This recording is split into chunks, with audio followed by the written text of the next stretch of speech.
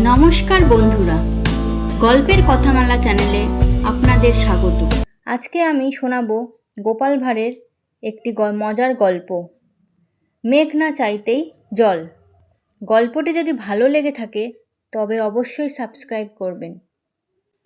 গোপালের এক প্রতিবেশী চৈত্র মাসে পুকুর কাটিয়ে বললেন, চৈত্র মাসে পুকুর কেটে রাখলুম, বর্ষাকালে জল ভরে যাবে, থই থই হয়ে যাবে, আর জলের কষ্ট থাকবে না আমাদের।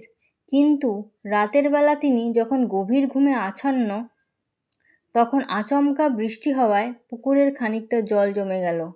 ভদ্রলোক সকালবেলা পুকুর পাড়ে এসে পুকুরের জল দেখে গোপালকে ডেকে বললেন, এ কী ব্যাপার বলুন তো, জল কোথা থেকে এলো? আমার তো কিছুই মাথায় আসছে না। গোপাল তখন বলল, এই যে দেখছি মেঘ না চাইতেই জল, বোধহয় আপনার ভক্তির ভেগ দেখে।